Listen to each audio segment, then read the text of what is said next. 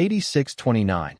Air turbine starters are generally designed so that reduction gear distress or damage may be detected by A. Characteristic sounds from the starter assembly during engine start.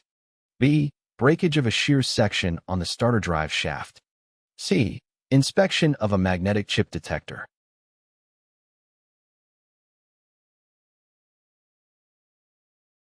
The correct answer is C.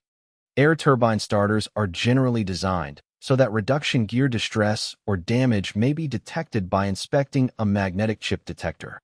The reduction gear system in the starter may produce metal chips or particles in case of distress or damage, which can be detected by the magnetic chip detector. 8630. Airflow to the pneumatic starter from a ground unit is normally prevented from causing starter overspeed during engine start by A. Stator nozzle design that chokes airflow. B. Stabilizes turbine wheel speed. C. A preset timed cutoff of the airflow at the source.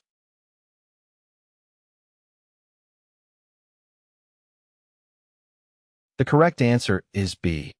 Airflow to the pneumatic starter from a ground unit is normally prevented from causing starter overspeed during engine start by stabilizing turbine wheel speed. The stator nozzle design and the action of the turbine blades help control and stabilize the turbine wheel speed, preventing it from exceeding safe limits due to excessive airflow. 8631. A safety feature usually employed in pneumatic starters that is used if the clutch does not release from the engine drive at the proper time during start is the A. Flyweight cutout switch. B. Spring coupling release.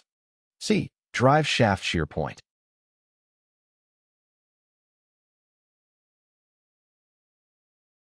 The correct answer is C.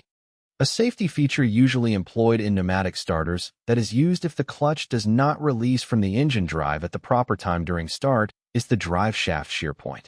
The drive shaft is designed to shear if the clutch fails to release, preventing damage to the starter or the engine. 8632. A safety feature usually employed in direct cranking starters that is used to prevent the starter from reaching burst speed is the A. Drive shaft shear point. B. Stator nozzle design that chokes airflow and stabilizes turbine wheel speed. C. Spring coupling release.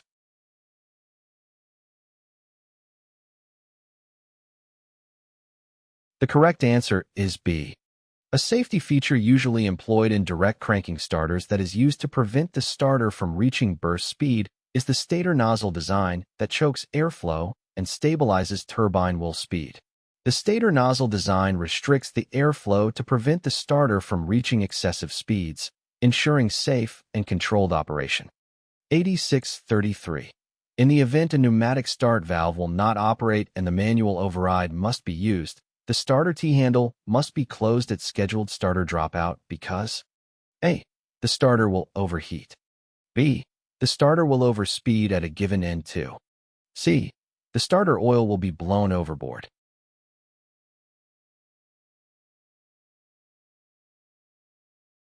The correct answer is B. In the event a pneumatic start valve will not operate and the manual override must be used, the starter T-handle must be closed at scheduled starter dropout because the starter will overspeed at a given end too. If the manual override is used and the T-handle is not closed at the scheduled dropout, the starter will continue to run at high speed, which can lead to overspeeding and potential damage to the starter or engine.